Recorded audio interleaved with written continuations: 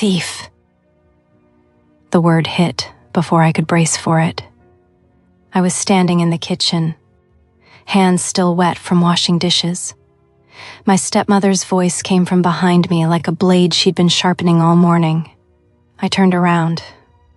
She wasn't alone. My father stood behind her. Yelena, too, my stepsister, half hidden in the doorway like she always was when things were about to go wrong. Present enough to watch, absent enough to deny, and behind all three of them, the neighbors. She'd invited the neighbors. I had a strange thought at that moment. Completely wrong timing. But my mind went somewhere else, somewhere 7 years back, to a boy with mud on his face and blood on his hands who had looked at me like I was the most real thing he'd ever seen. Nobody had looked at me like that since. That was the first time I should have realized.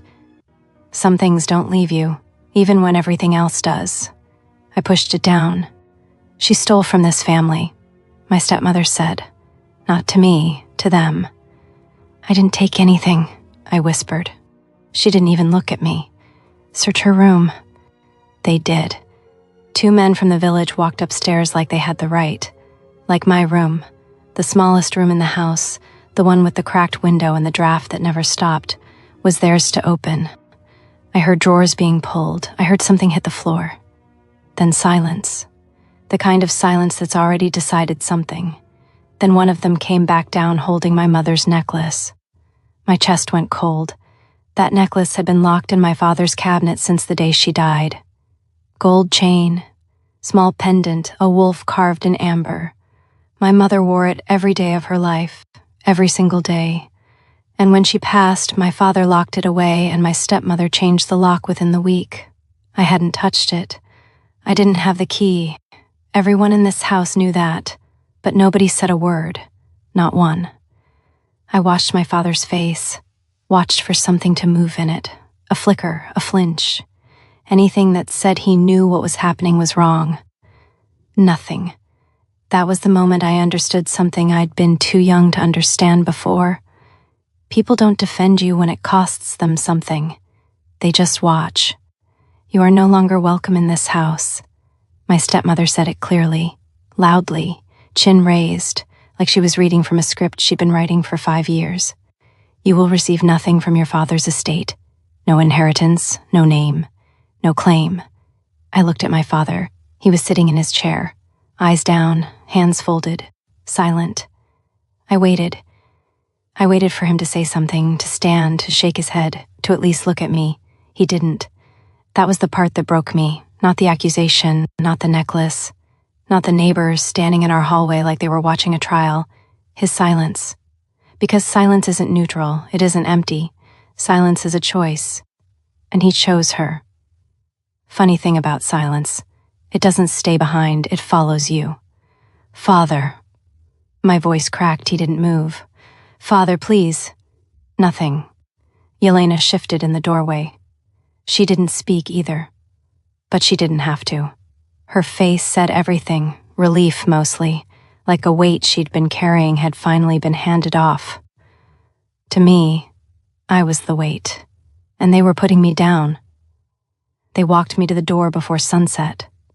I didn't fight. I don't know why. Maybe I thought if I stayed calm, someone would stop this. Maybe I thought the neighbors would speak up. Maybe I thought my father would look at me, just once, and remember that I had my mother's face. Nobody stopped anything. My stepmother held the door open, not for me to walk through, for the neighbors to see me walk through. There's a difference. One is courtesy, the other is theater. She was always good at theater. The door closed behind me, and the lock turned. I heard it, the small metal click that separated the inside from the outside, the world where I had a bed and a name from the world where I had nothing. That click was the loudest sound I've ever heard. One bag, that's what she gave me, packed it herself so the neighbors could see her handing it over like a gift. Inside, 2 shirts, both too thin for the season, 1 pair of shoes already splitting at the sole, and, at the bottom, folded between the shirts, a photograph of my mother. She probably forgot it was in there. I held it like it was the only real thing I owned. Because it was. I stood outside that house for a long time. 20 years old, no money, no pack, no wolf anyone could scent, no direction, no plan. I took 3 steps down the road, stopped, then took 1 step back. Just one, because some part of me still thought someone would call me. I looked back once. The curtain moved. Someone was watching from the window. Nobody came out. Just me. And the sound of the door locking behind me. If these stories move you, please subscribe and let me know in the comments where in the world you're watching from tonight. I never want these voices to get lost in the sea, and your support is what keeps me writing for you. Chapter 1. I should probably tell you something about myself. My name is Clara, and I have a problem. I'm kind. Not the useful kind of kind, the kind that gets you promoted or noticed or rewarded. The stupid kind. The kind that makes you share your last meal with someone who'd steal your blanket the next morning. The kind that makes you smile at people who've just finished telling you that you're nothing. The kind that makes people call you naive, or weak, or both. I've been called both a lot, but I wasn't always like this. Or maybe I was. Maybe I was born this way, and everything that happened just tested whether it was real. My mother, before the fever took her, used to say I had too much heart for a world this cold. I didn't understand what she meant. I think I do now. The road out of the settlement was long. Dirt, rocks, patches of frost that cracked under my bad shoes. The kind of road that doesn't care whether you're walking it by choice or not. I didn't know where I was going. That's not a figure of speech. I mean, I literally did not know which direction to walk. North was mountains, south was open territory. East was the border, west was nothing. So I walked south. Because south sounded warm, it wasn't. On the second day, I stopped to rest near a ridge and had a deeply unhelpful thought. At least my shoes match. They didn't match. One was splitting at the toe, the other at the heel. But my brain was running out of things to feel good about, so we were working with what we had. By the third day, I found a stream, drank until my throat hurt, sat on a rock, and the first real thought that came to me was, well, at least no one's yelling at me. I laughed, alone, on a rock, in the middle of absolute nowhere, with 1 bag and half a shoe and no idea what came next. I laughed, then stopped, because somewhere behind me, maybe 40 feet, maybe less, a branch snapped. I didn't move, waited. The forest stayed quiet, too quiet. The kind of quiet that comes after something decides to be still. It felt familiar, like it had been there before. I picked up my bag slowly, kept walking, didn't look back.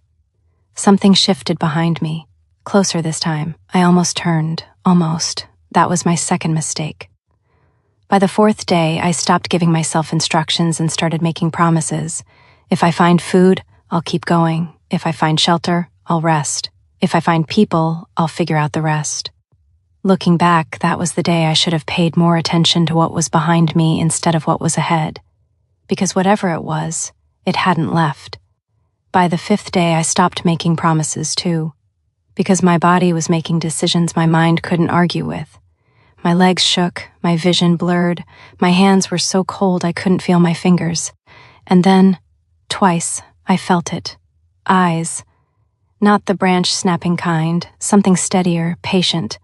The kind of watching that happens from far away and doesn't announce itself. I told myself it was nothing. Animals. Wind. Hunger making my nerves invent problems. But it happened again near dusk. That prickling sense at the back of my neck.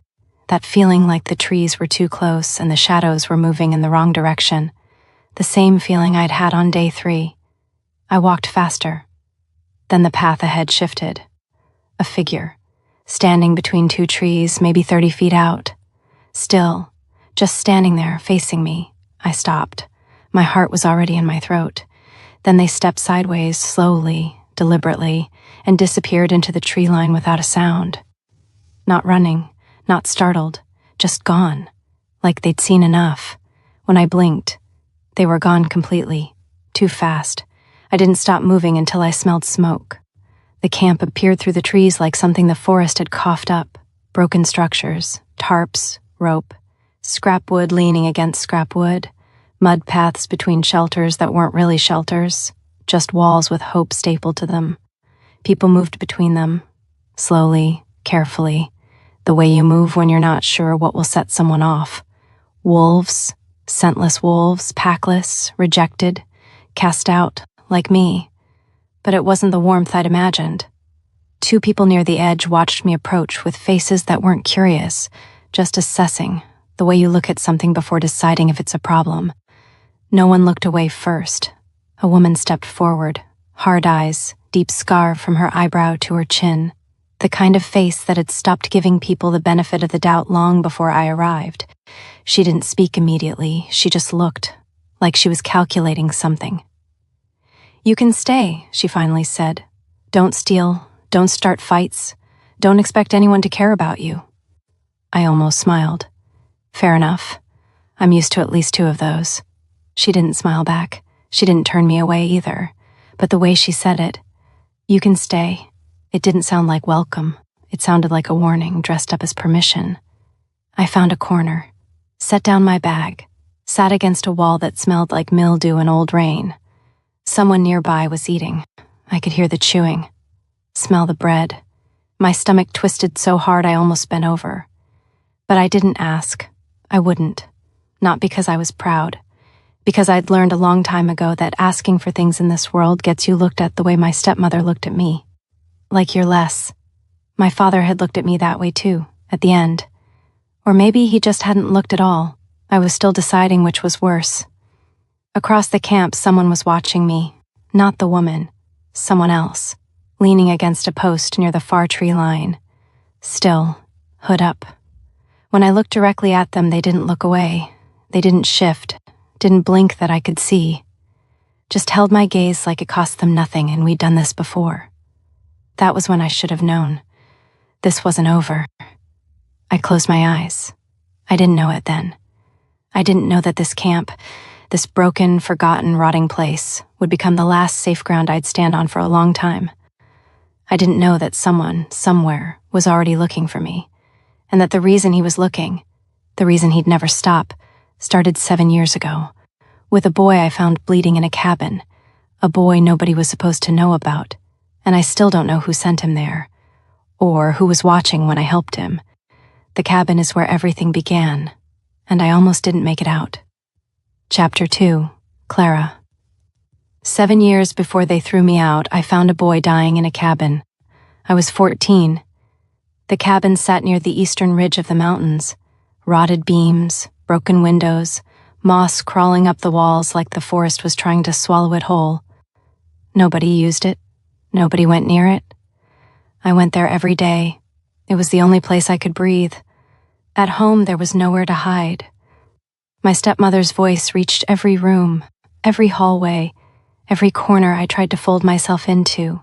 And Yelena, my stepsister, had a different kind of cruelty, the silent kind, the kind where she'd watch me get punished and say nothing, not because she was afraid, because she enjoyed it. So the cabin was mine, my one quiet place. I'd go there to collect firewood, sit by the frozen stream and pretend, just for an hour, that I lived a different life. That morning, I was carrying firewood up the hill when I heard Yelena ahead of me on the trail. She'd gone up earlier. My stepmother had sent her to check the old traps near the ridge. Yelena hated the mountains, hated the cold, hated anything that required effort she couldn't delegate, but she'd gone, and now she was coming back, fast. "Don't go up there," she said when she saw me. She was walking quickly, her nose wrinkled, her arms crossed over her chest like she was holding something unpleasant away from her body. "Why?" "There's someone in that cabin, some filthy thing bleeding everywhere." She said it the way you talk about a dead animal on the road. Not with concern, with disgust. He asked for water. I stopped walking, and she stared at me like the answer was obvious. "I'm not touching that. He's disgusting. He smells like dirt and blood and I don't even know what." She kept walking. "Don't go up there, Clara. He's probably dangerous." She didn't look back. That was Yelena. Walk past the bleeding, avoid the mess, protect the clean. I went up there. Of course I did. The door was half open. I pushed it the rest of the way, and the smell hit me first. Blood, sweat, cold air. Something metallic I couldn't place. Then I saw him. He was curled against the far wall, knees pulled to his chest, shaking. Not the small kind of shaking, the kind that runs through your whole body like it's trying to rattle you apart. His clothes were torn, his lip was split, and there was a wound across his ribs, deep, raw, still bleeding through a strip of his own shirt he'd pressed against it. The fabric was soaked through, dark red, almost black. He looked up at me, his eyes. That's what I remember first, not the blood, not the bruises, not the way his body looked like it had been dragged through something no one should survive. His eyes, dark, guarded, watching me the way a trapped animal watches a hand, trying to decide if it's going to help or hurt. There was something behind that look, something I didn't understand then, like he was measuring me, evaluating, running some kind of internal test I didn't know I was taking, and for a second, I had the strange feeling he wasn't the only one deciding anything in that room. "Who are you?" I asked. "Nothing." "Where are you from?" Silence. "Are you water?" His voice cracked, barely a whisper. "Please." I set down the firewood. I brought water from the stream, held it to his lips because his hands were shaking too badly to hold the cup. He drank like he hadn't in days. Maybe he hadn't. Then I knelt beside him. He flinched, hard. His whole body pulled away from me like I'd swung at him. And the shaking got worse. Not just pain. This was the kind of shaking that comes from running, from hiding, from waiting for something bad that keeps almost happening. I'd felt that kind of shaking before. In my own hands. Late at night, listening for footsteps outside my door, I knew what it meant. "Hey." I kept my voice low, even. "I see it." He didn't answer. "You're running from something." Not a question. "You don't want to tell me what. That's fine, you don't have to." He was still, just his eyes moving. "But listen." I paused. "Whatever it is." Something moved past the broken window. A shadow, quick, gone before I could be sure. He went still, completely still. His eyes cut to the window and stayed there. A second passed. Nothing. He let out a slow breath. So did I. "Whatever it is," I said again, quieter now. "It doesn't stay like this forever." "You don't know that," he said. Not angry, just certain, like someone who had already learned not to believe that particular thing. "No," I admitted, "I don't. But I tell myself that every single day." He looked at me. Really looked. "You believe that?" "I tell myself that," I said. "Every day, because it's the only way I stay standing." Something in his face shifted. Not all the way, not enough to name, but something moved. "Anyway." I straightened. "You can be falling apart on the inside, that's allowed, but you keep your head up." I said it the way I said it to myself. Not like advice, like a reminder I needed as much as he did. Because that's the only direction the light comes from. He was quiet for a long moment, then very quietly. "You're strange." "Probably," I agreed. "Now hold still." "I'm not going to hurt you," I said. "The way you talk to something that's been hurt so many times it doesn't know what gentleness looks like anymore. But that wound will if we don't clean it." He stared at me. Long. Too long. Then, slowly, like it cost him something, he let me closer. I didn't know anything about healing. Not really. Just what my mother had shown me before the fever took her. Clean water on a wound. Pressure until the bleeding stops. Herbs if you have them. Patience if you don't. I had patience. I tore a strip from my own undershirt, the cleanest fabric I had, and pressed it against the gash. He hissed through his teeth. His hand grabbed my wrist. Tight. Instinct. His grip was strong. Too strong for someone who looked this broken. I noticed that. And that was the first moment I realized something about him didn't match the rest. I didn't say anything about it. Just held the cloth steady until his fingers loosened. "Sorry," he muttered. "It's fine. I've had worse grips. My stepmother once grabbed my arm so hard she left a bruise shaped like a crescent moon." I don't know why I said that. He looked at me differently after that, not the guarded look, something else. I cleaned the wound as best I could, wrapped it, sat back on my heels and looked at my work. "That's terrible," I admitted. My mother would be embarrassed. He let out a small smile, like smiling was something he'd been taught to ration. "Thank you," he said. His voice was rough, scraped raw. "Don't thank me yet. You might get an infection and then you'll wish Yelena had helped you instead." "Who?" "The girl who found you first. My stepsister." He was quiet. That was the first time he looked at me, really looked at me, not trying to figure out what I wanted, just looking, like he was seeing something he didn't expect. "What's your name?" I asked. He hesitated, just a beat, just long enough for me to notice. "Ben." He said it quietly, carefully, like it wasn't the name he almost chose. "Ben." I nodded. "I'm Clara." "Clara," he repeated, slowly, like he was memorizing it. I left after that, walked home in the cold with half the firewood, and I brought some bread. "You should eat," I said. I pulled a small piece of bread from my pocket, the piece I'd hidden from breakfast, the piece I was saving for later because dinner wasn't guaranteed. I held it out. He looked at it, then at me. "That's yours. I know. You should keep it. Probably." I broke it in half and put the bigger piece in his hand. "Eat. You need it more than I do." He held that bread like I'd handed him something made of gold, and I didn't understand why. It was just bread. We sat in silence for a while. The wind moved through the broken window, the cold pressed in. The cabin creaked, soft, almost like something shifting outside. He heard it too. I saw his jaw tighten, his eyes go to the door. But nothing came, and slowly, so slowly, his shoulders dropped half an inch. That was the most relaxed I'd seen him. "You should go," he said finally, "before someone notices you're gone." He said it differently this time, not just a suggestion, I should have, but something kept me sitting on that cold floor. Maybe it was the way he was watching me. Not suspicious anymore, something softer than that.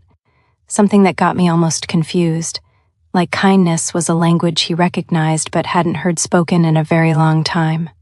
A warning. He was right. My stepmother tracked my time like a debt collector. "I'll come back tomorrow." He looked at me. "You don't have to." "I know."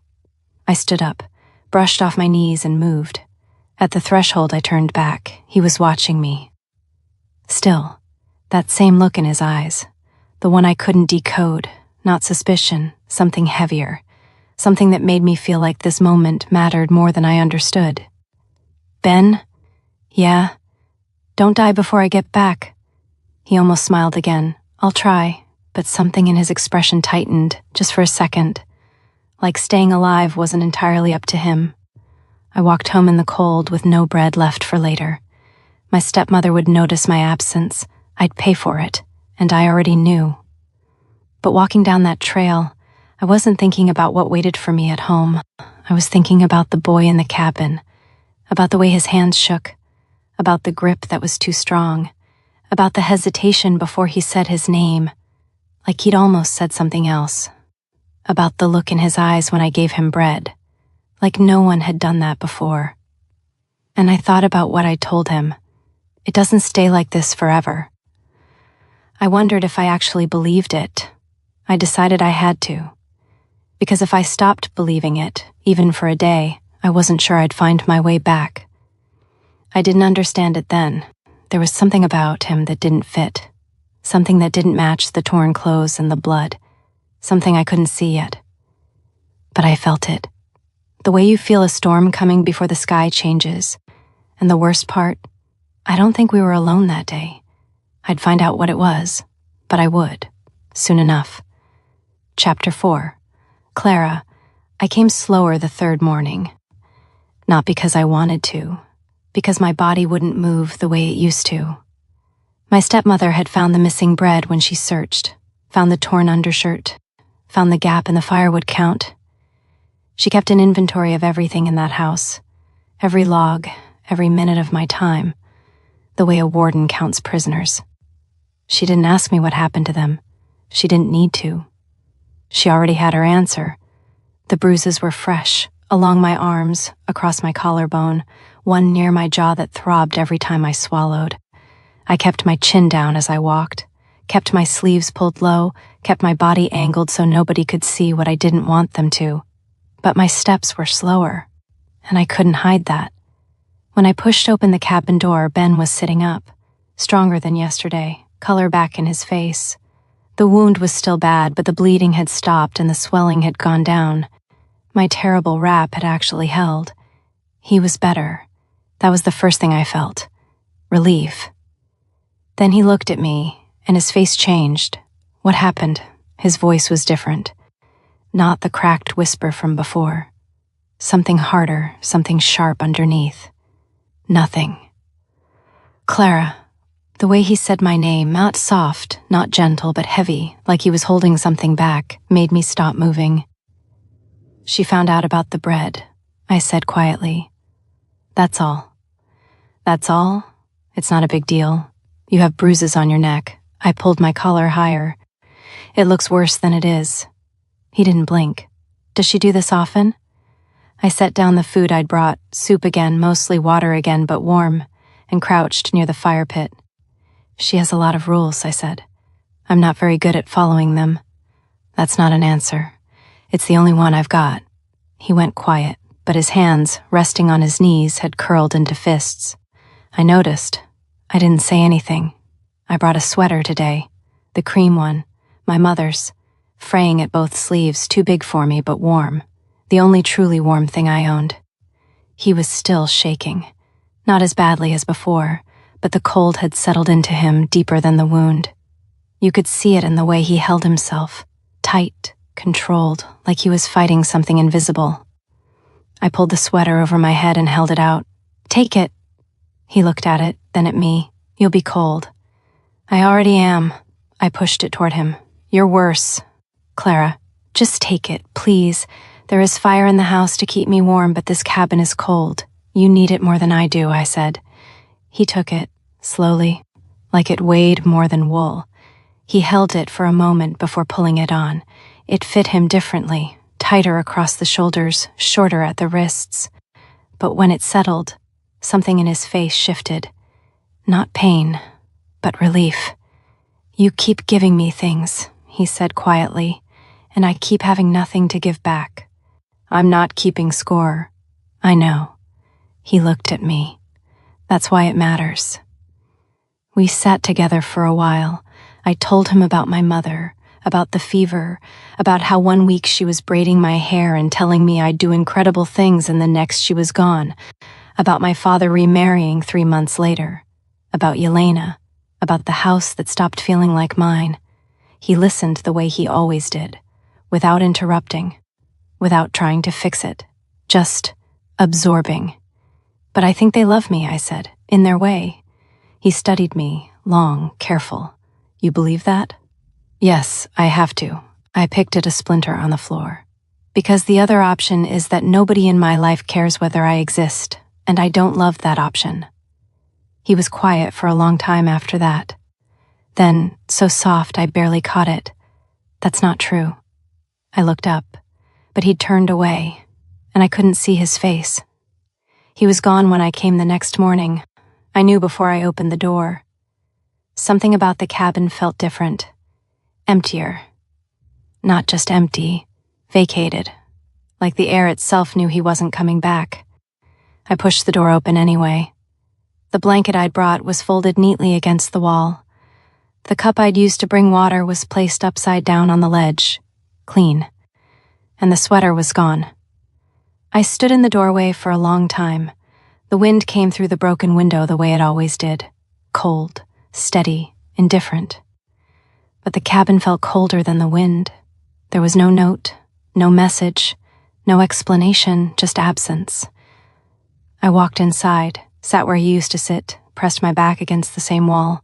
The floor still had faint traces of blood near the corner. The strip of fabric I'd used to wrap his wound was folded beside the blanket. He'd cleaned up after himself, like he was trying to erase the proof that he'd been here at all. I pulled my knees to my chest. I didn't cry, I wouldn't, but something in my chest, something that had opened over the past 3 days, something warm and unexpected, closed. Not all the way, just enough to hurt. I sat there until the light shifted, and then I stood up, brushed off my clothes, picked up the blanket and the cup, and walked back down the hill. Because that's what I did. I kept going, even when the thing I was going toward wasn't there anymore. Walking home, I tried to make sense of it, why he left, where he went, whether he was healed enough to survive out there, whether the wound had reopened, whether he was cold without... No, he had the sweater, he'd be warm. He took the sweater. That thought echoed in a way I didn't expect. Not anger, not loss. Something quieter, like he'd taken a piece of me with him, and I'd let him.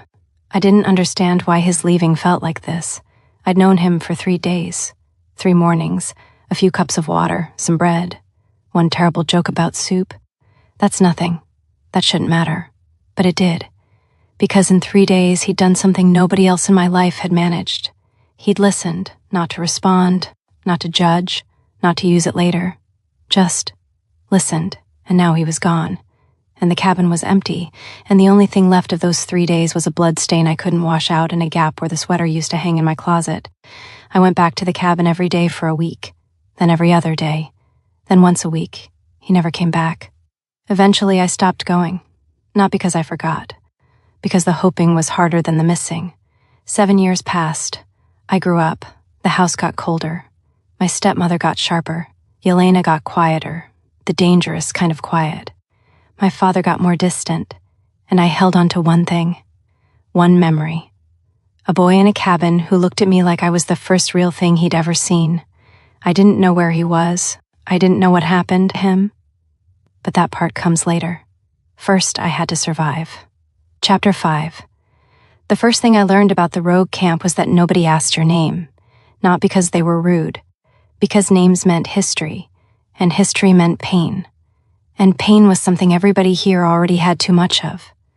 So you were just a body, a pair of hands, something that either worked or didn't. I worked. There was a man near the water station who watched me every morning, not the way people watch strangers, the way people watch things they're deciding whether to take. I kept my head down, kept moving. The days started before dawn and didn't end until my arms stopped cooperating. Hauling water, 2 buckets on a pole, 3 miles to the river, 3 miles back, 3 times a day. Scrubbing tavern floors for a man who paid me in bread crusts and eye contact he aimed 6 inches below my face. Carrying crates for border traders who weighed their generosity by the ounce and found me lacking every time. One of them grabbed my wrist when I set a crate down. Not hard, not long, just long enough to make a point I hadn't asked for. I pulled away without looking at him. That was the rule I'd learned fast. Don't react, don't escalate, don't give them the satisfaction of knowing it landed. My clothes didn't fit anymore. My hands cracked in the cold. My shoulders ached in a way that felt permanent, like the pain had settled in and signed a lease. I used to belong somewhere. Now I wasn't sure I existed. But here's the thing about hitting bottom that nobody tells you. The fall doesn't kill you. The landing doesn't either. What almost kills you is the silence afterward. The moment when you realize nobody's coming. Nobody noticed you fell, and the world kept spinning without adjusting a single thing. That silence is louder than anything. I almost gave into it. Almost. You should keep that. A boy was watching me. Theo, 15. So thin the bones in his wrists looked like they were trying to escape. He'd been staring at the bread in my hand for 3 minutes without blinking. I broke it in half. It tastes better shared, I said, holding out the bigger piece. He looked at me like I'd said something in a language he didn't speak. Why would you do that? Because you're hungry. So are you. I know, I shrugged. But I'm used to it. You look like you're not. He took the bread, ate it so fast I wasn't sure he tasted it. Then he sat down beside me, not close, not far, and said nothing for a long time. Somewhere on the other side of the camp, a woman screamed, short, sharp cutoff. Nobody looked up, nobody moved. I looked at Theo. He was still chewing, like he hadn't heard it at all.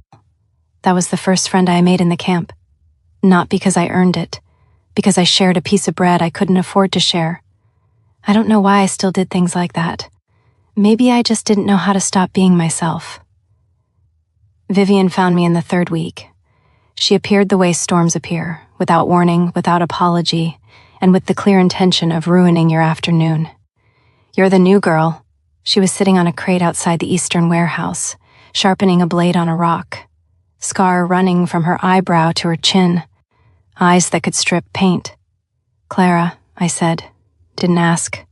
I know, telling you anyway." She studied me. The blade kept moving, long, slow strokes that said, "I am not someone you want to argue with. You won't last a month. That's what my stepmother said about my cooking. I proved her wrong." I paused. "Mostly." Something crossed her face. Might have been respect. Might have been the early stages of a headache. With Vivian, those looked similar. She became my shadow after that, or I became hers. She taught me the rules nobody posted. Which traders cheated on weight, which wolves turned violent after dark, where to sleep so your things stayed yours, which sections of the perimeter fence had gaps that pack soldiers used for midnight recruitment, a clean word for a dirty thing.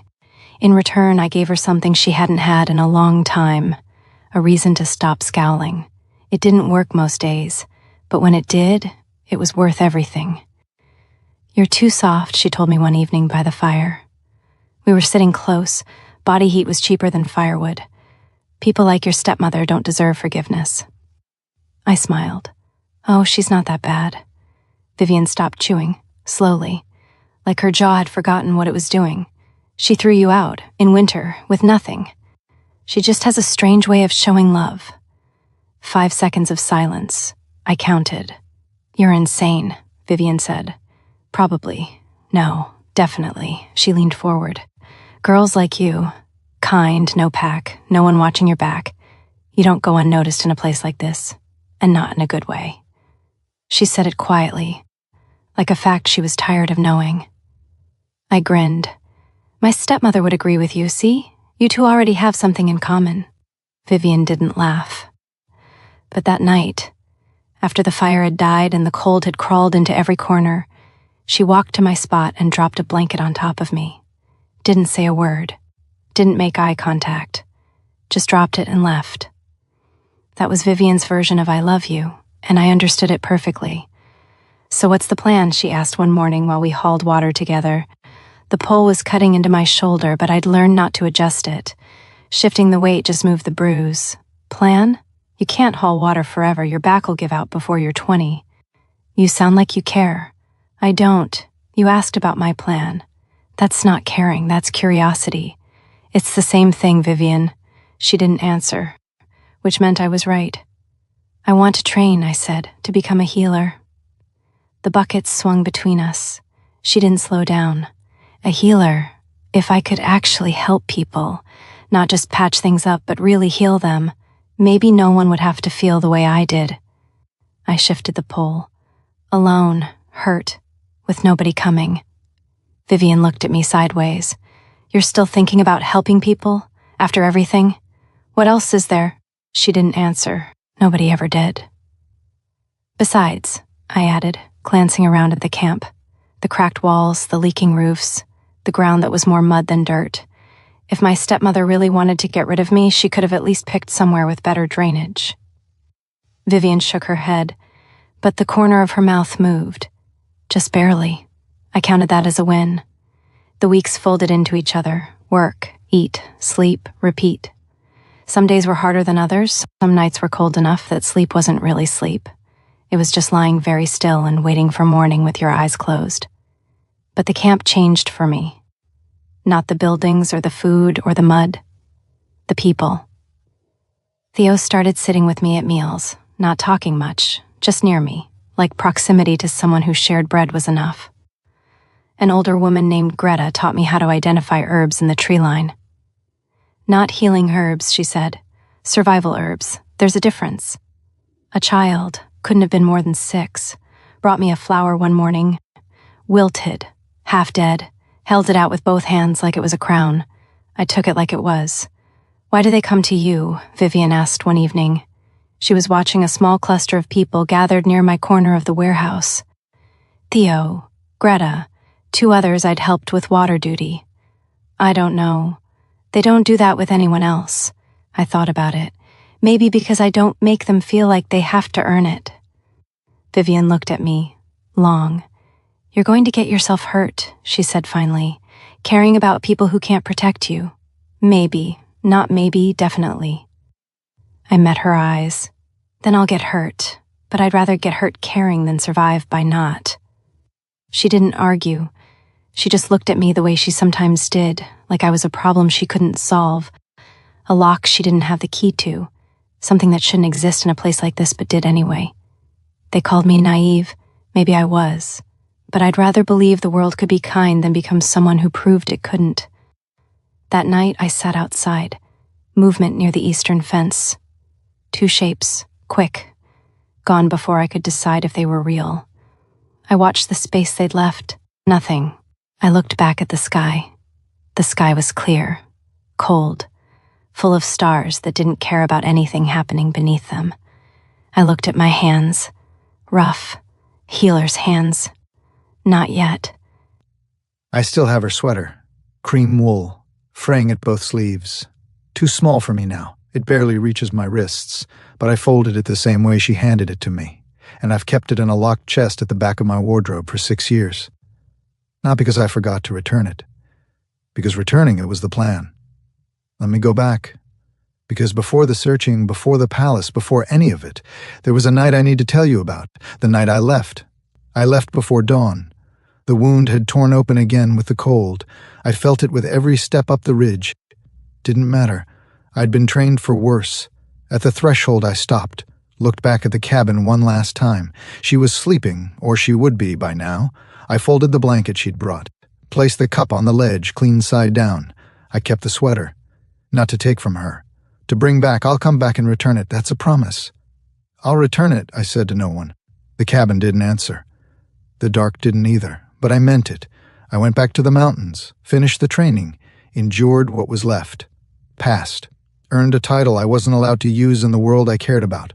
But through all of it, the cold, the tests, the silence, the years, the sweater sat in a chest in my room. A promise I hadn't delivered yet. The only thing I'd kept that meant anything. 7 women. 7 liars. 7 faces that almost looked right, but felt completely wrong. The first one came 3 weeks after my coronation. My uncle brought her himself, walked her into the great hall like he was presenting a gift. Her name was Elise. Tall. Polished in a way that doesn't happen naturally. Everything about her was calculated. The angle of her smile, the softness in her voice, the way she tilted her head when she spoke. "It was me," she said. "I found you in the mountains. I brought you water and bread. I cleaned your wounds." I let her talk. She was good, detailed, confident. She'd done her research. But research wasn't memory, and confidence wasn't truth. "Tell me something," I said. "If a filthy, scentless Omega approached you on the road, starving, shaking, covered in dirt, and asked for a bite of your last piece of bread, what would you do?" Her smile flickered. "I would share, of course. Without hesitating. Yes, absolutely." I watched her eyes, not what they showed, what they hid, nothing, no warmth, no instinct, no reflex, just performance. Clara wouldn't hesitate. She wouldn't even think about it. She'd break the bread before you finished asking. She'd give you the bigger half, and she'd make a joke about it while she handed it over. She'd do it with bruises on her arms and not mention them once. "Not her," my wolf growled. "Not her," I agreed. "Take her out." The others came after that. 1 every few days, some sent by my uncle, some by council members trying to secure influence, some who showed up on their own, ambitious, desperate, or both. 1 cried on cue, real tears, impressive technique.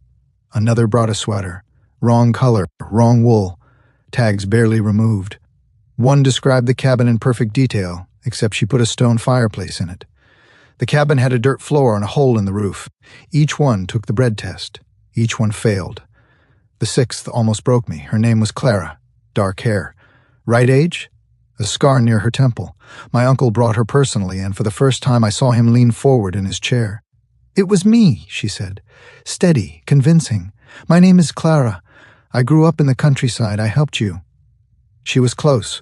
Close enough to make the council hopeful. Close enough to make my uncle nod. Not close enough to fool my wolf. "Tell me one personal thing about yourself you have not told anyone." She hesitated. Clara didn't hesitate, not once, not ever, not for anything. Lies. I stood, "Take her out." That night I sat in the great hall alone, fire burning low, shadows stretching across stone walls, the kind of silence that presses in and makes you hear your own heartbeat. 7 women. 7 failures. And somewhere out there, the one person who'd actually saved my life was living in a world I couldn't reach. My wolf paced inside me, restless, aching. "You're looking wrong," he said. "I've searched every settlement south of the mountains. You're looking as a prince, gold on your shoulders, guards at your back. Of course they lie to you. They see the crown and they want it." He was right. "She didn't help a prince," my wolf continued. "She helped a bleeding, broken boy with nothing, no title, no power, no name." Pause. "Find her as she is, not as you are." The next morning I stripped off the royal crest, pulled on torn clothes, old boots, a laborer's coat with holes in both sleeves. I dulled my scent with herbs the border wolves used, bitter roots crushed and rubbed into the skin. It masked the alpha pheromones well enough, made me smell like nothing. Scentless, invisible, the way she'd always been to the people who should have seen her. My uncle would have had me arrested if he'd known. The council would have stripped my title. I didn't care. Being invisible taught me things the crown never did. I walked through settlements where I had once ridden in carriages. Nobody moved aside. Nobody bowed. A shopkeeper stepped around me like I was a puddle. A child threw a stone at me because I was in the way. This was what she'd been living, while I sat in a palace. The fracture in my chest, the one that started the night I heard her crying through the cabin walls, split wider than I thought a person could fracture and still keep walking. I went to her old settlement first, the house near the mountains. Different people lived there now. But I found a servant, an old woman who'd worked in the stepmother's kitchen. She was hanging laundry behind the new tenant's house, hands shaking, eyes nervous. "The girl," I said. "Clara, where is she?" She didn't ask how I knew that name. "They cast her out," she whispered, "called her a thief. But she didn't steal anything. That necklace was planted. The stepmother did it herself. Everyone in that house knew." Her voice cracked. Nobody said a word. My jaw locked so tight I felt the muscles burn. "Where?" "Rogue territories, east border. That's where the Packless go." She looked at me with eyes that had watched too many people disappear. "If she's still alive." I walked east for 4 days. I didn't stop, didn't rest, didn't eat unless I had to, because every hour I wasted was an hour she spent in a place no one should have to survive. If she's still alive. I didn't let myself finish that sentence. Not once. The camp was worse than I imagined. Not the structures, though those were bad enough, tarps and rope, walls made of scrap wood leaning against scrap wood, mud paths between shelters that leaked and sagged and smelled like decay. It was the faces, eyes that had stopped hoping, children who flinched when you raised your hand, not to hit them, just to wave, women sleeping in shifts because no one trusted the dark. This was where they'd thrown her. My wolf didn't pace anymore. He howled. I saw her on the second day, and my chest didn't slow. It stopped, completely, like every system in my body received the same signal at the same time and simply ceased. She was carrying water, 2 buckets on a wooden pole across her shoulders, moving with the steady, mechanical rhythm of someone who's done this so many times her body does it without asking permission from her mind. She was thinner. The soft roundness I remembered was gone. Her face was sharper. Her arms were lean with the kind of muscle you build from labor, not training. Her hair was tied back, messy, practical, like she'd stopped caring about it. The world had taken so much. But her eyes, I felt them before I saw them. Warm, steady, open, even here, even after everything they'd done to her. Those eyes still looked at the world like it might be worth trusting. She kept it, I thought. Everything they tried to take, she kept it. She walked past me, right past me. Close enough that I could smell wood smoke and river water and something underneath, faint, almost invisible, that my wolf recognized before I did. She didn't look at me. She didn't slow down. She had no idea who I was. The world kept moving around me like nothing had happened, like the ground hadn't just shifted under my feet, like 7 years of searching, of carrying, of saying her name in the dark hadn't just walked past me in a rogue camp without a second glance. She didn't know me. She never would, not unless I showed her. And something about that, Something about being forgotten by the only person I'd never been able to forget carved out a part of me I wasn't sure I'd get back. I don't know how to describe what that felt like. I'd spent years searching for her. Turned down crowns and alliances and everything the world considered valuable because none of it was her. And now she was 10 feet away, carrying water in a camp for broken wolves, and she looked right through me. Like I was nothing. Like she'd never held my hand steady while she cleaned blood off my ribs. Like she'd never given me her sweater in the cold. She didn't forget you, my wolf said quietly. She never knew who she was remembering. That was worse. My wolf went still. Not calm. The kind of still that comes before a storm decides whether to break. Something moved near the eastern fence that evening. 2 figures. Fast. Gone before I could track them. I watched the space they'd left. The camp didn't notice. But I did. I filed it away. Said nothing. But I watched the fence after that. "You look lost," she said the next morning. I was sitting near the edge of camp. I had been there since dawn, watching, waiting, trying to figure out how to be near her without breaking apart. "I am," I said. She set down one of her water buckets beside me. "Drink. That's yours. I'll get more." The same words, the exact same rhythm, water, offered freely, without hesitation, without conditions, like breathing, like she hadn't learned it, like she'd simply been born this way, and the world had spent years failing to teach her otherwise. "What's your name?" she asked. "Tell her," something in me said. "Tell her everything. Right now, she's right here." I swallowed it. "Ben," I said. "I'm Clara." "I know," I thought. "I've been saying your name in the dark for 6 years." Over the next few days, I stayed close, not pushing, not pressing, just present. I watched her share food with a boy who'd insulted her the day before, watched her carry firewood for an old woman who couldn't stand straight, watched her laugh with a sharp-faced girl named Vivian, a real, full laugh, in a place where laughter should have been extinct. She was still her. That was the thing that destroyed me. They'd taken everything, her home, her name, her family, her safety, and she was still her, still breaking bread, still making jokes, still choosing kindness when the world had given her every reason not to.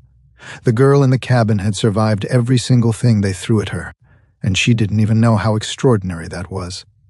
"You shouldn't trust people so easily," I told her one evening by the fire. She shrugged. "Someone trusted me once."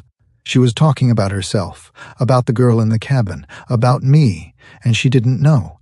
I looked away, because if I kept looking at her, sitting in the firelight, calm and open and impossibly, infuriatingly kind, I would tell her everything. The cabin, the sweater, the chest, the 7 women, the years, all of it. Right now, I pressed my jaw together. Not yet. Not like this. She deserved more than a confession by a fire in a rogue camp. She deserved to be safe first. But my wolf disagreed. He'd been disagreeing since the moment we saw her carrying water in the sun. "She's here," he kept saying. "She's alive, she's ours. Ours." A word I hadn't earned yet, a word I might never earn, because the girl who saved me once didn't owe me anything, and the boy she saved no longer existed. "You're different," she said one night. The fire was low. The camp had gone quiet. "Different how?" "Quiet, but not empty quiet, full quiet, like you're carrying something heavy and you've gotten so used to the weight you don't even notice it anymore." She studied me. Those eyes, the ones that saw through everything. "Everyone here carries pain," she said, "but you're carrying something else." "You," I thought. "I've been carrying you." I didn't answer. She didn't push. She just turned back to the fire. And I sat there, inches from the only person I'd ever wanted, buried under a lie I couldn't take off yet. That night, I didn't sleep. I lay in the dark and listened to her breathing 20 feet away. Steady. Calm. The breathing of someone who'd learned to sleep through anything because safety was a luxury she'd never been given. I thought about the cabin, about the bread, about the sweater folded inside a locked chest in my palace 300 miles east, about the promise I'd made in the dark to a girl who couldn't hear me. "I'm here now," I thought. "I found you. I just need you to see me. I was here now. I'd found her. But finding her wasn't enough. I had to make her see me, not the prince, not the alpha, not the crown. Me. The boy she gave water to in a broken cabin. The boy she gave her sweater to because he was cold and she was colder, and she chose him anyway. I just didn't know how, and I was running out of time. Because something was coming to this camp. I'd felt it for 2 days now. Not like weather, not like instinct, like a countdown. A pressure in the air that had direction, that had intent. The fence, the figures, the silence that fell in the wrong places. Someone knew this camp existed. Someone was circling it. And when they arrived, whatever they wanted, whatever they were, I wouldn't be able to stay hidden. The lie would break. Everything would break. And she would finally look at me. I just didn't know yet if it would be the way I'd spent 7 years hoping for, or the way I feared most. Chapter 7. No warning. Just the sound of the world breaking open. I'd been asleep, or something close to it. The kind of half-sleep you learn in the rogue camp, where your body rests but your ears never fully shut off. Because the camp was never safe. That was the deal. You lived here because nobody else would take you. And the price of that was knowing, every single night, that something could come through those walls. It had happened before. Twice since I'd arrived. Border patrols. Pack enforcers sweeping through, grabbing whoever looked weakest, whoever wouldn't be missed. They called it relocation. Everyone here knew what it actually was. You didn't come back from relocation. But tonight was different. Tonight wasn't a patrol. Tonight was louder. Boots, steel, voices not shouting orders, barking them. The kind of commands that aren't meant to control. They're meant to terrify. Round them up. No one leaves. Check every structure, every one. I was on my feet before I was fully awake. The warehouse door was already open, people running, stumbling, a woman carrying a child, trying to move without making noise. Theo, half-dressed, barefoot, pressed against the far wall with his eyes so wide I could see white all the way around. Torchlight cut through the dark. Soldiers poured through the south gate like water through a crack. This wasn't a patrol. This was a purge. I grabbed Theo's arm. Move, now. He didn't move. His body had locked, the kind of freeze that happens when fear hits so fast your muscles forget they belong to you. Theo. He blinked. With me, stay close. We made it 12 steps. Someone screamed to my left. I turned, Greta, the old woman who'd taught me about herbs. 2 soldiers had her by the arms. She was trying to pull free, but she weighed nothing and they weighed everything and the math was brutal. I almost ran to her. Almost. Then a hand closed around my arm. Thick fingers, iron grip, not Theo, a soldier. This one too. I twisted, pulled. My free hand pushed against his chest, useless, like pushing a wall. Wait, I haven't done anything. His grip tightened. I felt the bruise forming in real time. Rogues don't get trials. He started dragging me toward the trucks. I dug my heels into the mud. It didn't matter. My feet slid. The ground gave way. I was moving backward whether I wanted to or not. I could see the trucks now, open-backed, metal cages welded onto flatbeds. Wolves already inside, crouched, silent, staring out with the eyes of people who'd already given up. My chest tightened. My wolf, quiet, dormant, nearly invisible for my entire life, pulsed. Once. Hard, like a fist hitting the inside of my ribs. Then I heard his voice. The soldier jerked. Like something hit him before the words did. Let her go. 3 words. Quiet. So quiet they shouldn't have carried over the noise. But they did. They cut through the shouting and the boots and the screaming like something from a different frequency. Like they didn't belong to the same world as everything else happening around us. The soldier didn't stop. Not at first. Why would he? Ben was nobody. Thin. Dirty. Scentless. Just another piece of wreckage in a camp full of it. But then something changed. I felt it before I saw it. The air shifted, not temperature, not wind. Something else.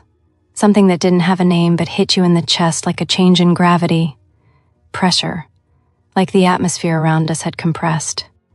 Like everything, the noise, the chaos, the torchlight, was being pulled toward a single point, toward him. Ben stepped forward. 1 step, and the soldier's grip on my arm loosened. Not because he chose to, because his hand chose for him. I said, "Let her go." His voice hadn't gotten louder, it had gotten heavier, like the words weighed more than words should, like each one was pulling the ground toward it. If you value your life. The soldier turned, and something happened to his face. Not fear, something before fear. The moment your body understands something your brain hasn't caught up to, when every instinct you have fires at once and tells you the same thing. Run. He didn't run, he froze. Ben moved, fast, not rushed, precise, the way a blade moves.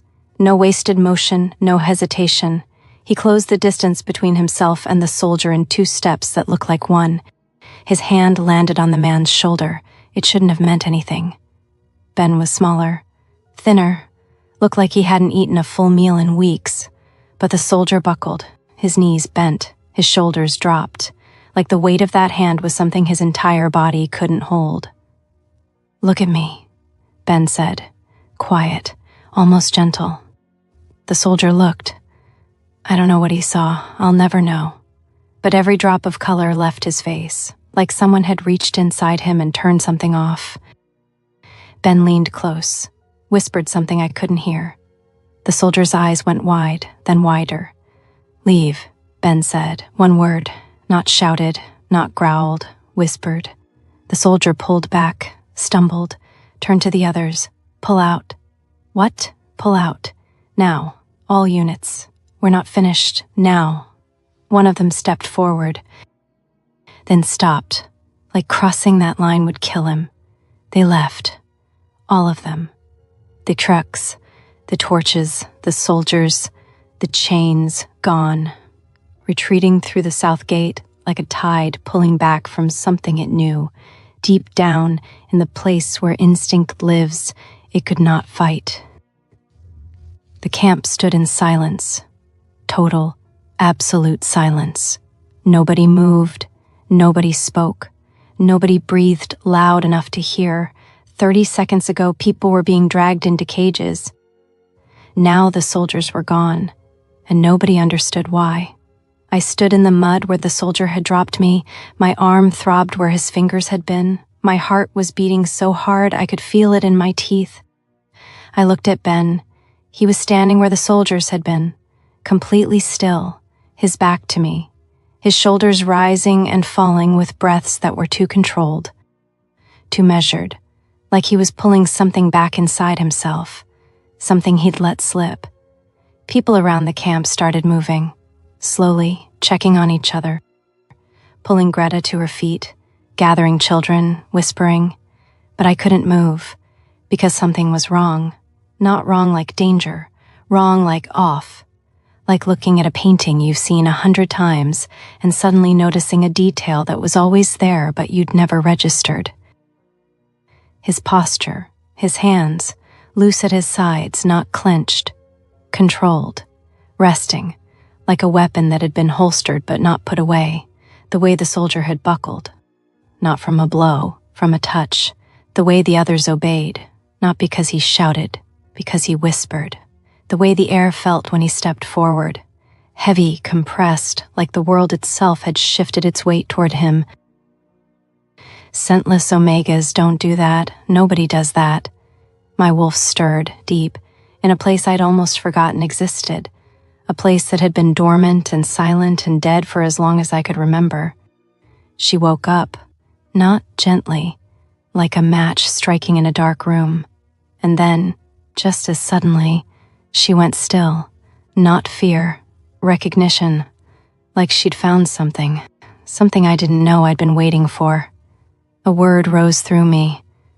Quiet, certain, older than language. I pushed it down before it fully formed. But it was there, sitting in my chest like a heartbeat I couldn't control. Ben turned around, looked at me. His eyes were different. Not the soft, careful eyes I'd gotten used to. Something behind them was open now. Something vast and barely contained. "Are you hurt?" he asked. His voice was steady again, calm, normal, but I'd heard the other voice. The one that made soldiers kneel. "I'm fine," I said. I wasn't. "Are you?" He almost smiled. "I'm fine." He wasn't either. That night the camp didn't sleep. People sat in clusters, talked in whispers, stared at the south gate like the soldiers might come back. Vivian sat beside me, said nothing for a long time. Then, "That omega of yours," He's not mine. He made armed soldiers retreat with a whisper. I know. Omegas don't do that, Clara. I know. She looked at me. Who is he? I looked across the camp. Ben sat alone near the east wall. Still, quiet, watching the gate, like he was standing guard over the entire camp, like he'd been doing it his whole life. I don't know, I said, but that wasn't true. Not completely, because somewhere inside me, in a place I couldn't name and couldn't reach and couldn't ignore, I knew something. I'd felt it when he stepped forward. I'd felt it when the soldier dropped me. I'd felt it in my chest, in my wolf, in the part of myself I'd thought was dead.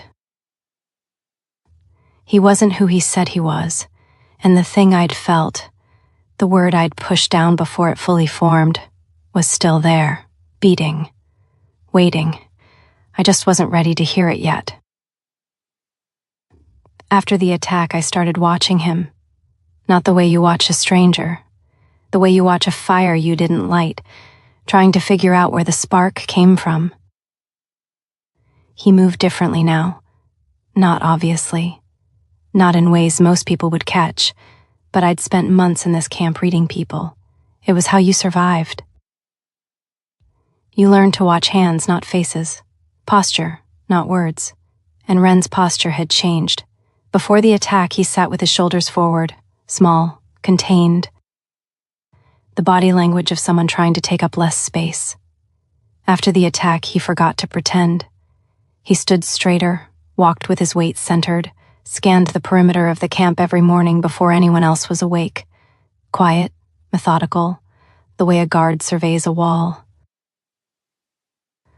He didn't know I noticed. I noticed. 3 days after the attack, the camp was still shaken. People talked in low voices, slept in clusters, kept their things packed. Nobody said it out loud, but everyone was thinking the same thing. They'll come back.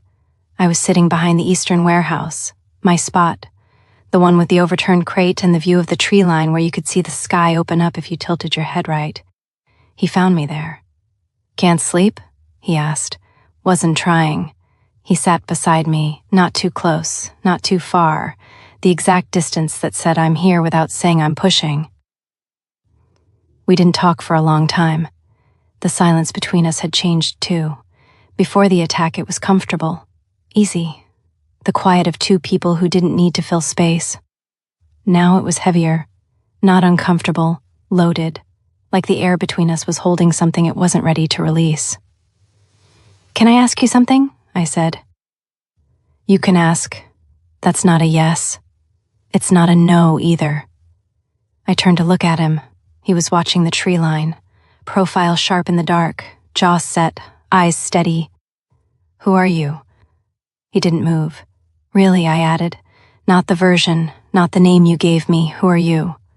He was quiet for a long time, long enough that I thought he wasn't going to answer. Then, someone who's been looking for something for a very long time. Something or someone. His jaw tightened, just barely. Someone. Did you find them? He turned to me, and his eyes, the ones I'd been trying to read for weeks, opened. Just a crack, just enough to let something through. Something warm, something heavy, something that looked a lot like pain held very carefully in place. I think so, he said quietly. I didn't know what to do with that, so I did what I always do. I deflected. Well, whoever she is, I said, she's lucky. Most people in this camp can't even find matching shoes. He almost laughed, almost. That half smile again, the one that lived only at the corners. I was starting to collect those almost laughs. Store them. Notice what caused them and what didn't. I told myself it was curiosity. It wasn't. The next morning, Marin grabbed my arm as I passed the water pump. You're spending a lot of time with the mystery Omega. His name is Ren. His name is whatever he told you. That doesn't make it real.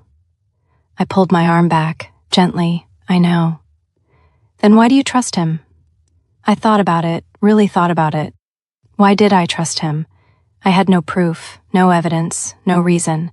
He'd given me a name I suspected was false and a past he refused to talk about. He'd made soldiers retreat with a whisper. He moved like someone who'd been trained, not in labor, not in survival, in something older and more deliberate. Everything about him said, "Be careful." And everything inside me said, "Stay." "I don't know," I told Marin. She studied me. "That's the worst answer you could have given." "I know. At least admit he's dangerous." I thought about the way he'd stepped between me and the soldier, the way his hand had landed on the man's shoulder. Not a punch, not a threat, just a touch that carried the weight of something I couldn't name. "He's dangerous," I said. Marin relaxed slightly. "But not to me." She tensed again. The feeling came back, subtle, wrong. I didn't turn immediately, didn't want to make it real. But my body had already gone still. Someone was watching. Not the usual kind, not the curious glances, not the quiet suspicion. This felt focused. I let my eyes drift toward the eastern fence. Slow, careful, nothing. Just the same broken line of wood and metal. Same trees beyond it. Same shadows stretching too long in the late light, but something moved. Too fast to follow, too controlled to be an accident.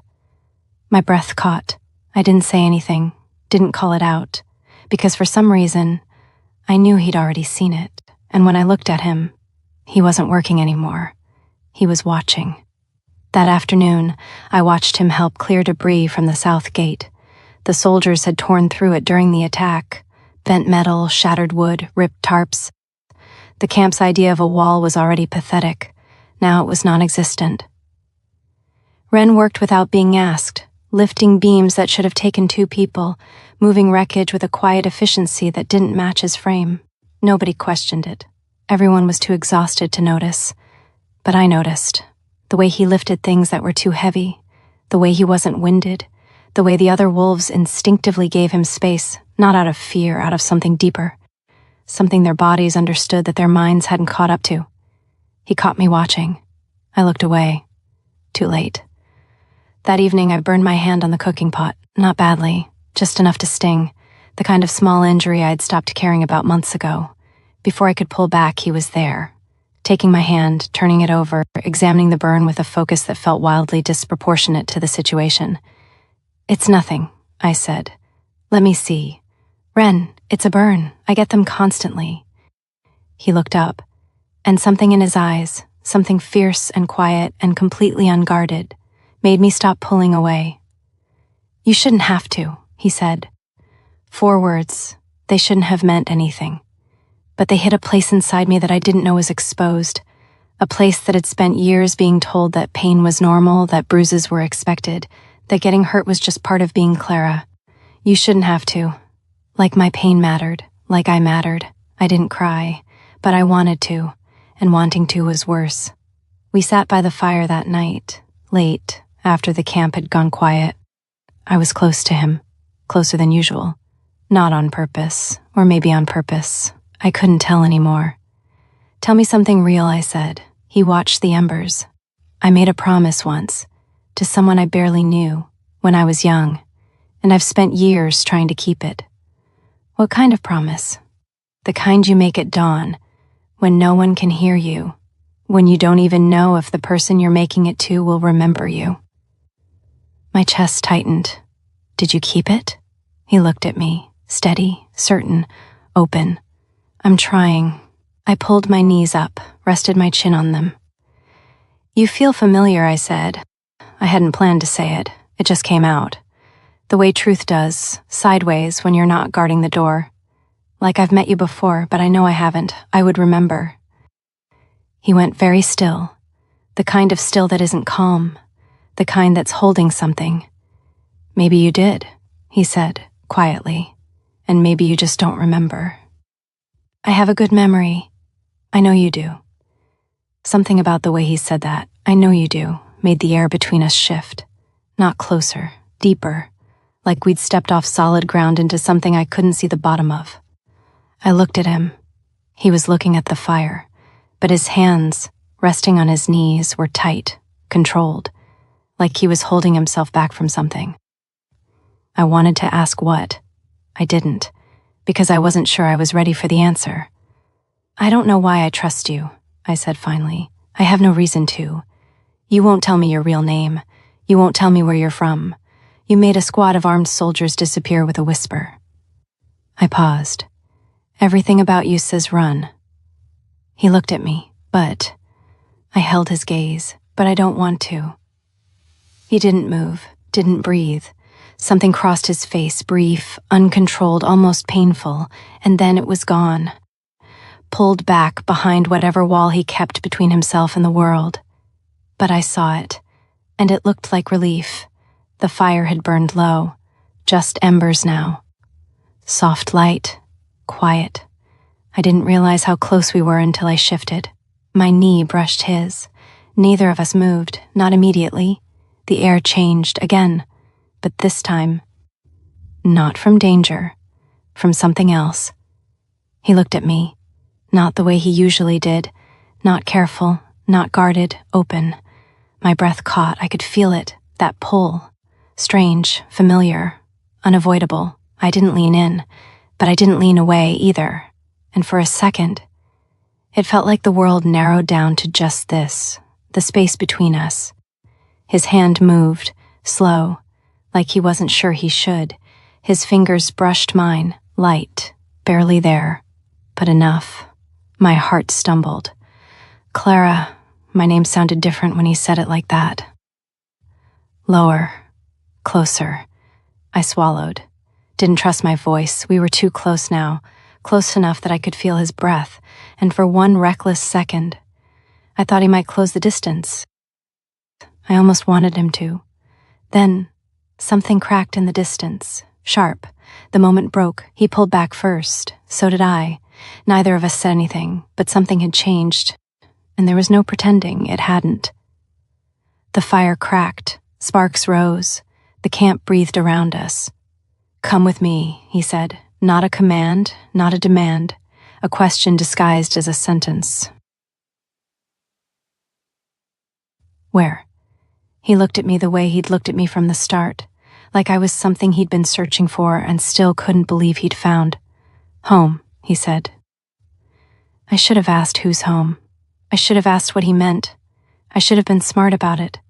But the way he said that word, home, like it wasn't a place but a promise, made something in my chest unlock, something I'd kept sealed since the day they closed the door on me.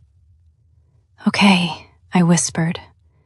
And I didn't know, not yet, that the place he was taking me would change everything I thought I knew about him, about the world. Chapter 9.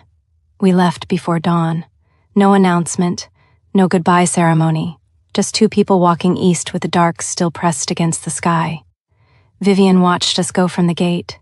She didn't say anything, didn't wave, just stood there with her arms crossed and her jaw set, and her eyes doing that thing they did, the thing that looked like anger but was actually something much softer that she'd never admit to.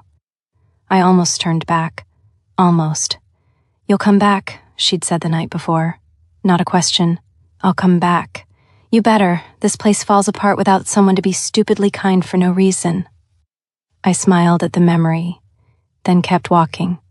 The journey took 2 days. We didn't talk much, not because things were bad between us, because something had shifted, the way things shift after an earthquake. The ground looks the same, but you know it's not. You can feel the new arrangement underneath. I should have asked more questions. Where are we going? What's waiting there? Why are you taking me? I didn't, because every time I looked at him, I felt that thing again. The pull, the one my wolf recognized even when my mind couldn't, and I trusted it, which was either the bravest or the stupidest thing I'd ever done. On the second morning, the road changed. Dirt became gravel. Gravel became stone. Stone became something smooth and even, the kind of road that required money, the kind someone maintained.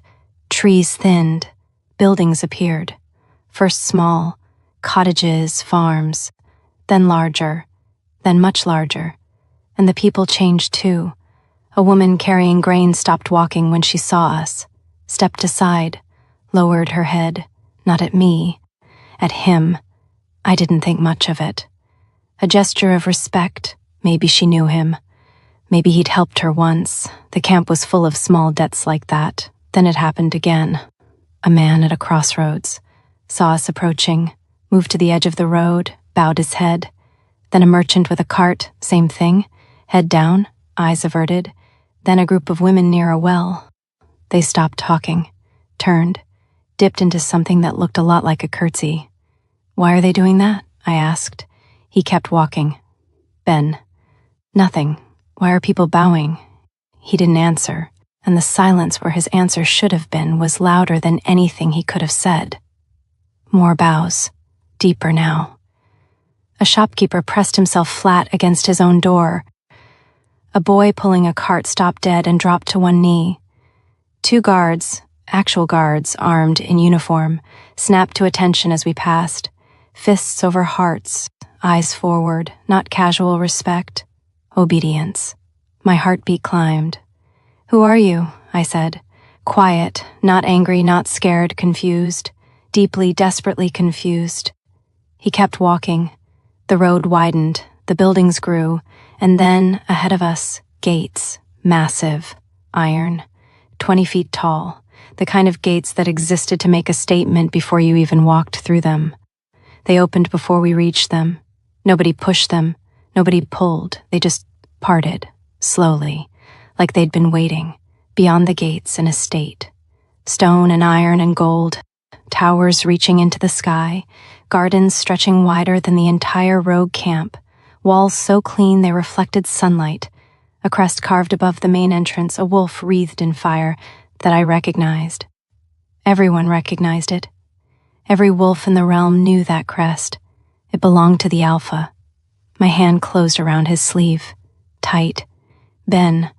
The name came from somewhere I didn't plan, somewhere deep and old and buried. Not Ben. Not the name he gave me in the camp. Ben. The name a boy whispered in a cabin 7 years ago when I asked who he was, and he hesitated just long enough for me to know it cost him something. He stopped, turned. His eyes were open, fully, no guard, no wall, no disguise, no dirt, no performance, just him. The doors opened. Inside, a hall of stone and firelight. Servants in pressed uniforms, guards in obsidian armor, council members in robes that cost more than everything I'd ever owned combined. Every single one of them dropped to a knee. "Welcome home, Alpha." The world tilted, not metaphorically, actually tilted, like the floor had shifted under my feet and gravity was pulling me in a direction I wasn't built for. The boy in the cabin, the bleeding, shaking, broken boy I'd fed soup to and bandaged with strips of my own shirt.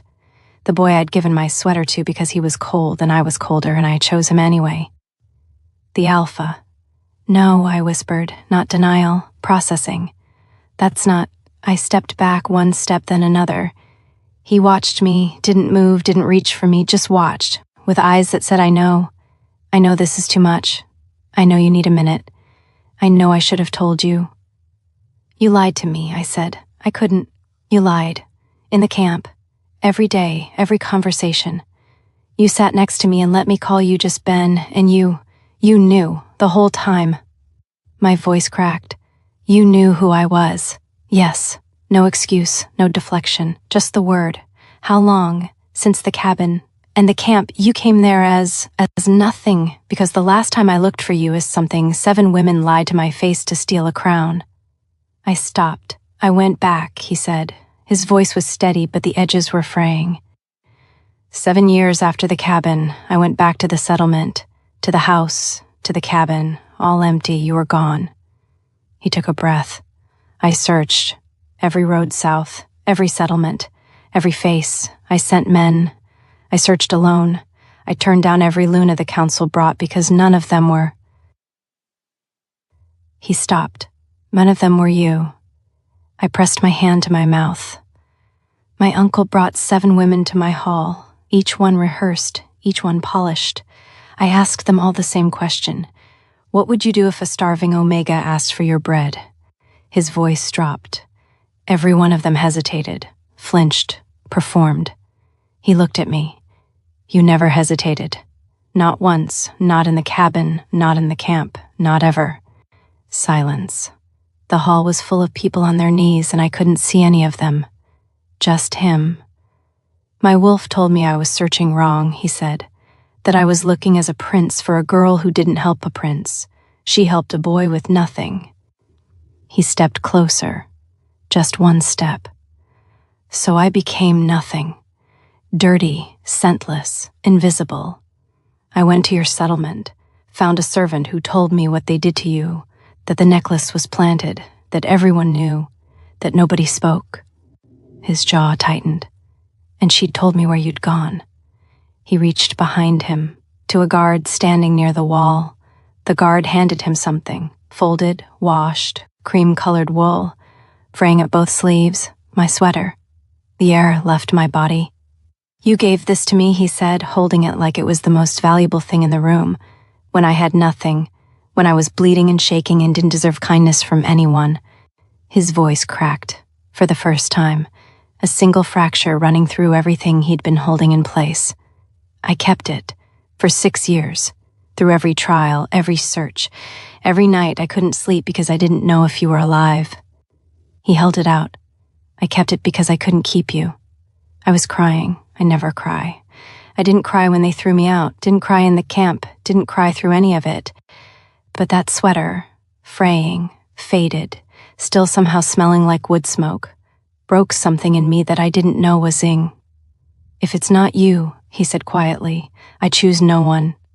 I stood there, in a hall full of kneeling wolves in obsidian armor and gold crests, in borrowed clothes, with cracked hands and tangled hair and the dust of a rogue camp still on my shoes. And I remembered the cabin, the cold, the bread I broke in half, the soup I called sad water, the boy who almost smiled, just the corners, like joy was something he'd been taught to ration, the grip that was too strong, the name that came with a hesitation, the eyes that watched me like I was the first real thing they'd ever seen. Ben, I whispered. Not a question this time, a recognition. I stepped forward, took the sweater from his hands, held it against my chest, the same way I held it the night I realized it was gone from my closet and didn't understand why it felt like losing something bigger than wool. You came back, I said. He looked at me. I promised I would. I didn't hear you. I know, he almost smiled, the corners, but I meant it. I took his hand, his fingers closed around mine, careful, like he was holding something he was afraid might disappear. You're shaking, I said. I know. The Alpha King is shaking. I know. I almost laughed. He almost did too. And standing there, in a hall that was too big and too bright and too much, we looked at each other the way we had in the cabin, like the rest of the world didn't exist, like it didn't need to. Clara, a voice from behind. We both turned. A man in council robes stood near the far pillar. Silver hair, hard eyes, hands clasped in front of him like a judge preparing a sentence. Lord Aldrich, Ben's uncle. I didn't know his name yet, but I knew his type. The kind of power that wears patience like a costume and only takes it off when the door is closed. He looked at me, not at my face, at my clothes, my shoes, my cracked hands, the dirt under my nails. He looked at me the way my stepmother used to, like an inventory, like a calculation. So, he said, one word, aimed like an arrow. This is her. The room shifted, not physically, but the warmth that had been building, the moment between me and Ben, the sweater, the recognition, cooled. Because the way Aldrich said her wasn't a welcome. It was a warning. Ben's hand tightened around mine, not pulling me closer, holding his ground. I looked at Aldrich, then at the council members rising from their knees, their faces, polite, measured, calculating, already deciding what I was worth before I'd spoken a single word. This wasn't over. The cabin brought us together, the camp brought us back, but the palace was going to try to tear us apart. I held the sweater tighter, and I didn't let go of his hand. Chapter 10. The court took 11 minutes. I know because I counted. Lord Aldrich stood at the head of the council table, 12 members behind him, 12 faces that had already made their decision before I walked in. She is scentless, he said. He read each word like a verdict being carved into stone. Packless, no bloodline, no political value, no wolf of standing. He looked up from his scroll. She is not fit to be Luna. I stood in the center of the hall, borrowed clothes, cracked hands, the dust of a rogue camp still under my nails. Every word he said was true. I was scentless. I was packless. I had nothing that this room measured as valuable, but I'd stopped measuring my worth by what other people could see a long time ago. I didn't look down. Ben stood from the throne. The room stopped, not went quiet. Stopped, the kind of silence that doesn't breathe. Then I will not take one. Aldrich blinked. If she is not beside me, Ben said, I will not take a Luna. No mate, no heir, no continuation. The succession requires, I know what it requires. He stepped forward. I also know what I require. He looked at the council, one face at a time, not hurrying, not performing, just making sure each of them understood that what he was about to say was not negotiable. I will not rule without her. Then he turned to me, reached into his coat, pulled out the circlet, silver, simple, clean, and placed it on my head with both hands. He did not ask their permission. He did not wait for their applause. He stepped back and looked at me the way a man looks at something he is certain of. I lifted my chin. It was done. Aldrich opened his mouth, closed it, opened it again. Nothing came out. From the far end of the table, an old woman stood. She didn't speak. She bowed. Then another rose, and bowed, then another, until the entire council was on its feet. 11 minutes. That's how long it took to change everything. 3 weeks later, they came on a Thursday. My stepmother walked into the Alpha's estate the way she walked into everything, chin high, smile sharp, dressed in fabrics that cost more than most people earned in a year. She had dressed carefully, the good coat, the polished jewelry. Every detail selected to say I belong here before anyone could question whether she did. Elena followed behind her. Same posture, same polish, sunglasses she didn't need, a copy of her mother in every way that mattered and none of the ways that should have. They were there to beg. They didn't know that yet. They thought they were negotiating. Their territory was failing, debts rising, resources drying, alliances crumbling. They needed the new Alpha's trade agreement to survive. They had no idea whose floor they were standing on. The head of security met them at the door. Polite, professional. He told me later they had asked to see the Alpha, that they had a business matter, that it was urgent. I set down my tea. I took the main staircase, not because I wanted to be seen, because it was the fastest way down. And I was not going to hurry. They were standing in the entrance hall, taking it in. Elena was looking at the chandelier.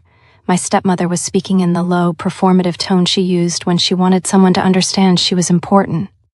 I reached the bottom step, not in rags, not in torn shirts, not carrying water on my shoulders, obsidian and gold, the Luna's crown on my head, my hands, still cracked, still calloused, still mine, folded in front of me. My stepmother turned. The recognition crossed her face in stages. First confusion, then something flickering and uncertain, then the old reflex, the one that had never served her well, the need to establish hierarchy before she understood the room. Clara? Her voice came out wrong, thin, shaky. Nothing like the voice that had said thief, nothing like the voice that had whispered you should have stayed invisible. What are you doing in the Alpha's house? She almost laughed. A desperate, drowning sound. Did you find work as a maid? I looked at her. I was not angry.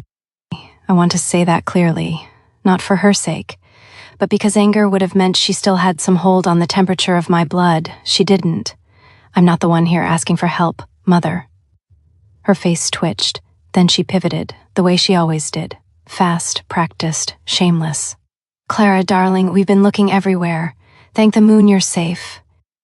She reached for my hands. The softness in her voice wanted to be mistaken for warmth. Tell the Alpha we're family.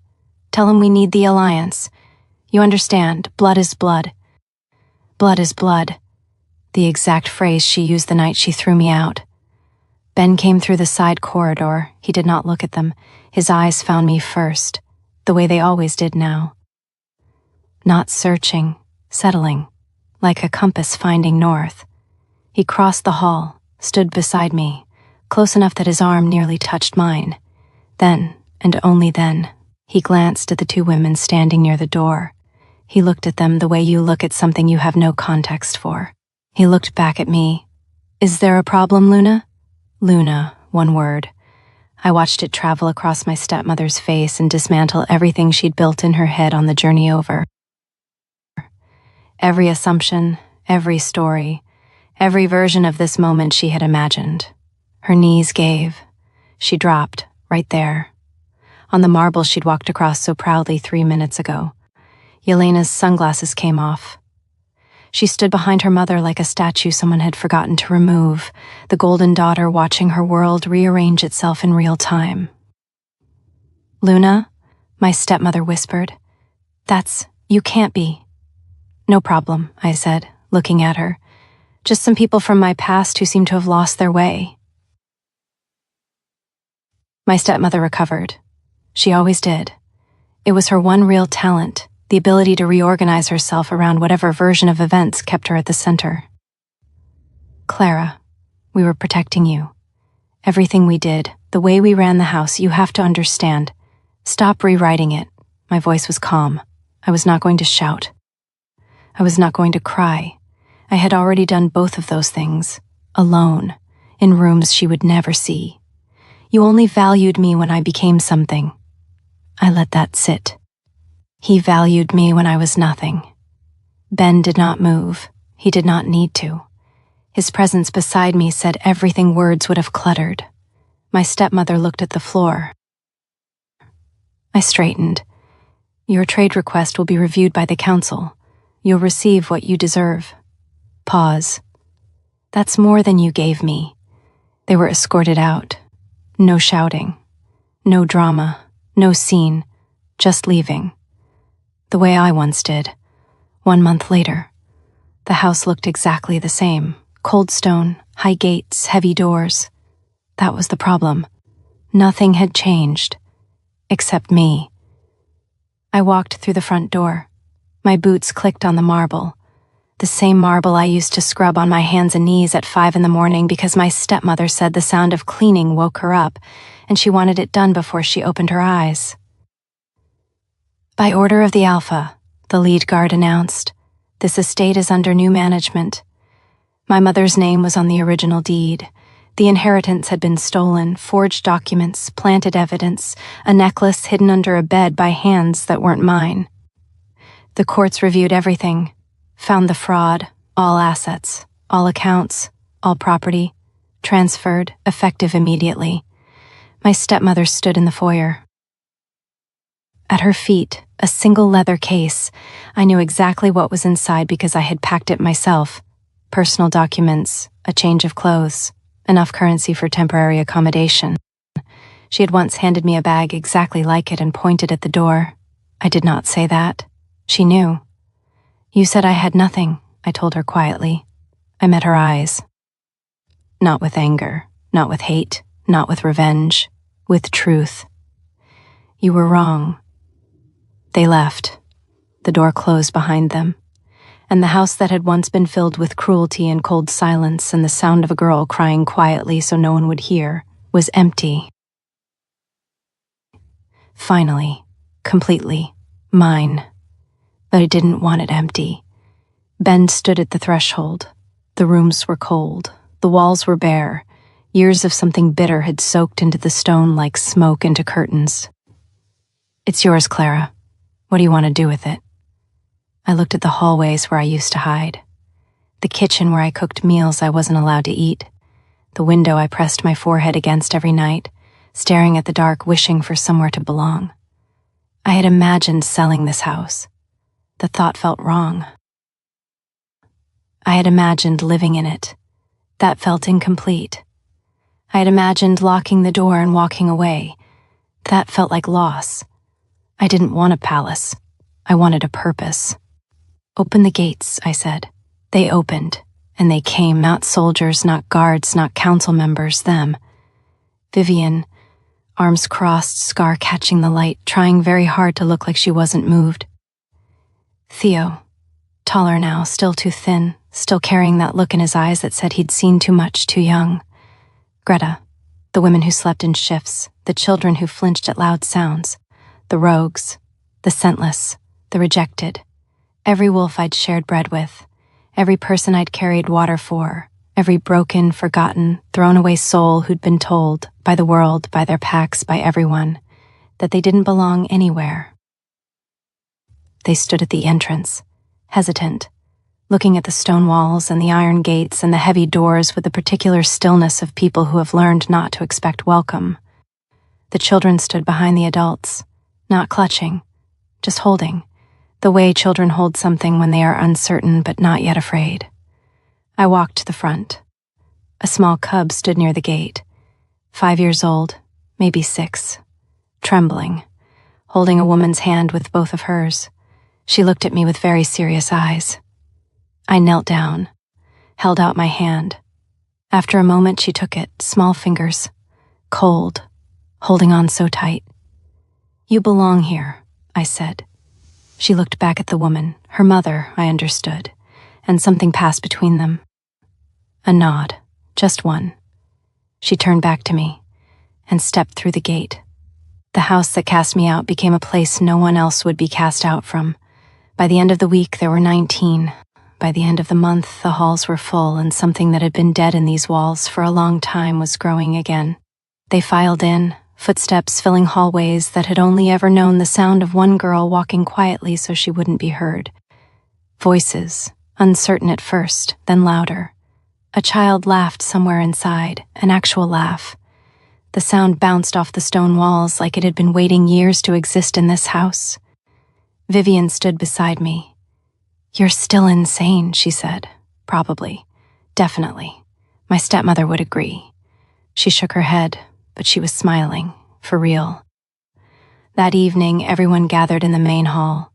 The fire was lit, the rooms were warm, people sat on floors and chairs and stairs, anywhere they fit.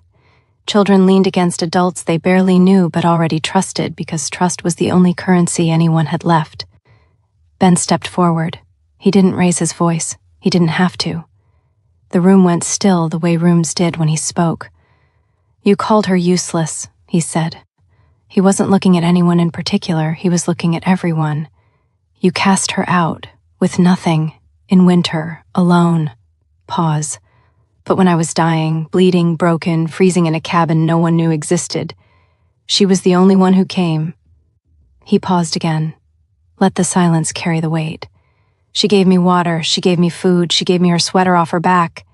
His voice dropped, not once, twice. He looked at me.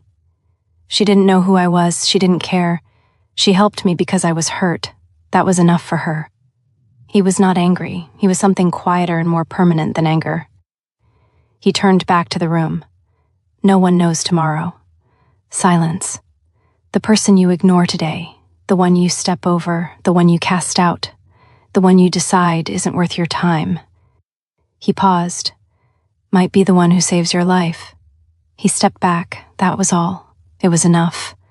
Later, when the house was warm and loud and full of people who had needed somewhere to be, I stood on the balcony and let myself be still. The mountains sat dark against the sky, the eastern ridge. Somewhere up there, the cabin, rotted beams, broken windows, moss on the walls, the place where a girl gave her sweater to a boy because he was cold, the place where a boy made a promise in the dark. Below me, 100 people who had nowhere else to go were sleeping warm. Children who used to flinch were breathing easy. Women who used to sleep in shifts were resting through the night. Ben stood beside me, didn't speak, he never needed to. I had spent a long time believing the story of myself was something that had been done to me. That I was the sum of every door closed in my face, every name I'd been called, every morning I woke up in a house that did not want me. But that was not the true story. The true story was this. I had always known who I was. I had known it when I gave my last food away, when I held a stranger's hand in the dark, when I refused to become bitter, not because bitterness wasn't earned, but because it would have cost me something I wasn't willing to lose. I had not become powerful. I had not been transformed or saved or made into something new. I had simply, finally, been somewhere that let me be exactly what I always was. I looked at my hands, rough, calloused, scarred, healer's hands. Not yet, but soon. They called me naive. They called me soft. They called me nothing. But I'd rather give my sweater to a stranger than watch him freeze. I'd rather break my last bread than eat it alone. I'd rather believe the world can be kind and be wrong than become the person who proves it can't. Because kindness isn't weakness. It never was. It's the hardest thing there is. And I choose it. Every time. Somewhere inside the house, a child was laughing.